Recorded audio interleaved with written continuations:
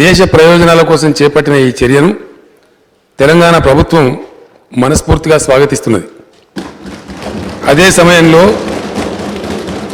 అన్ని రూపాల్లో ఉన్న నల్లధనాన్ని నిర్మూలించే దిశగా భారత ప్రభుత్వం మరిన్ని చర్యలు చేపట్టాల్సి ఉందని తెలంగాణ ప్రభుత్వం భావిస్తున్నది. కేవలం కరెన్సీ రూపంలోనే కాకుండా వజ్రాలు, బంగారం విలువల రూపంలో, షేర్ల రూపంలో, విదేశీ కరెన్సీ రూపంలో, క్రోనీ క్యాపిటలిజం మార్గంలో, ఇంకా బ్రిటిష్ వర్జిన్ ఐలాండ్స్ నుంచి, మారిషస్, సింగపూర్ దేశాల నుంచి మనీ లాండరింగ్ ద్వారా మన దేశంలోకి ప్రవహిస్తున్న నల్లధనాన్ని పూర్తిగా కట్టడి చేసే దిశగా భారత ప్రభుత్వం సమగ్ర చర్యలు చేపట్టాలని తెలంగాణ ప్రభుత్వం పక్షాన సూచిస్తున్నాం. ఈ ప్రక్రియ సంపూర్ణ క్రాంతిని సాధించే వరకు కొనసాగించినప్పుడే ఆశించిన లక్ష్యాలు నెరవేరుతాయని ప్రభుత్వం బలంగా నమ్ముతున్నది. ఈ అంశం అమలులో ప్రజలు ఎదుర్కొంటున్న సాధక బాధకాలను, ఇబ్బందులను దృష్టిలో పెట్టుకొని రాష్ట్ర ప్రభుత్వం ఎప్పటికప్పుడు కేంద్ర ప్రభుత్వంతో, ఆర్బీఐతో సంప్రదింపులు జరుపుతున్నది. ఎప్పటికప్పుడు తగు పరిష్కారాలు సూచిస్తున్నది. రాష్ట్ర ముఖ్యమంత్రిగా నవంబర్ 19న నేను స్వయంగా ఢిల్లీకి వెళ్ళి ప్రధానమంత్రి శ్రీ నరేంద్ర మోడీ గారిని కలిసి రాష్ట్రంలో ప్రజలు ఎదుర్కొంటున్న పరిస్థితిని నివేదించాను, చేపట్టాల్సిన చర్యలు సూచించాను. ఇదే క్రమంలో అప్పటి ప్రభుత్వ ప్రధాన కార్యదర్శి శ్రీ రాజీవ్ శర్మ గారు నవంబర్ 22న ఒక లేఖను, నవంబర్ 26న మరో లేఖను రిజర్వ్ బ్యాంక్ గవర్నర్కు రాశారు. రాష్ట్రానికి అవసరమైన సుమారు 5,000 కోట్ల రూపాయలను చిన్న నోట్ల రూపంలో పంపించవలసిందిగా లేఖలో విజ్ఞప్తి చేశారు.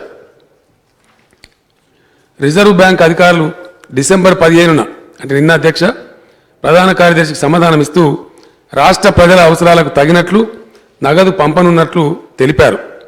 తెలంగాణ ఆర్థిక శాఖ ముఖ్య కార్యదర్శి శ్రీ కె రామకృష్ణారావు గారు నవంబర్ 21న రిజర్వ్ బ్యాంక్ అధికారులకు లేఖ రాస్తూ రాష్ట్ర అవసరాలకు తగినంత నగదు పంపడంలో జరుగుతున్న లోపాలను పేర్కొన్నారు. ఆసరా పెన్షన్లు ఇచ్చే విషయంలో ఏర్పడుతున్న ఇబ్బందులను తెలియజేశారు.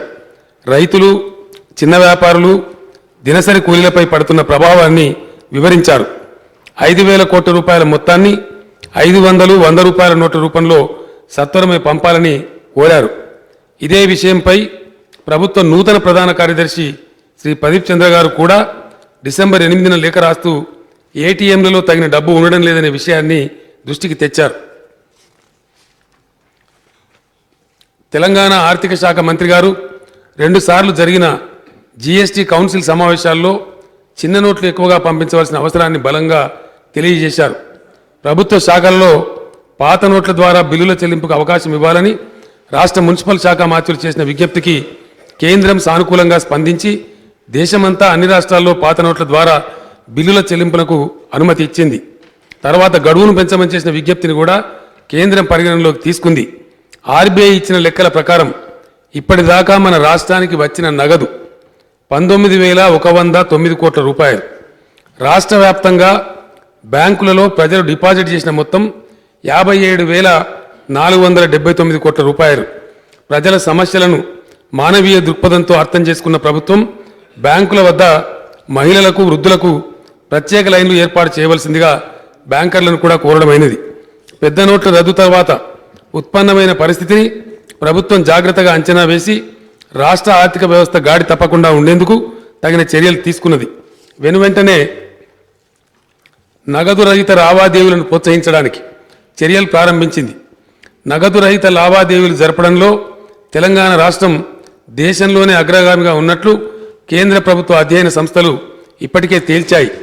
రాష్ట్రంలో ప్రయోగాత్మకంగా సిద్దిపేట నియోజకవర్గాన్ని నగదు రహిత లావాదేవీల నియోజకవర్గంగా మలిచేందుకు ప్రభుత్వం ప్రయత్నం చేస్తున్నది. ఇప్పటికే అదే నియోజకవర్గంలోని ఇబ్రాహీంపూర్ గ్రామాన్ని నగదు రహిత లావాదేవీల గ్రామంగా మార్చగలిగింది. ఇటీవల జరిగిన కలెక్టర్ల సదస్సులో నగదు రహిత లావాదేవీల కోసం తీసుకోవాల్సిన చర్యలపై కూలంకషంగా చర్చ జరిగింది.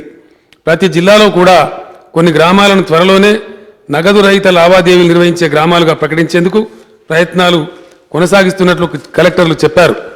నగదు రహిత లావాదేవీల విషయంలో విధానపరమైన నిర్ణయాల కోసం ఒక క్యాబినెట్ సబ్ కమిటీని కూడా నియమించడమైనది. అమలును వేగవంతం చేయడం కోసం ఒక టాస్క్ ఫోర్స్ను ప్రత్యేకంగా ఏర్పాటు చేసింది.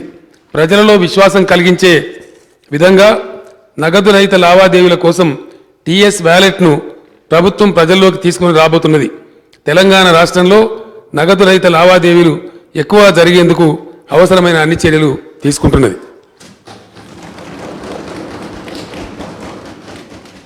షార్ట్ డిస్కషన్ జానారెడ్డి గారు.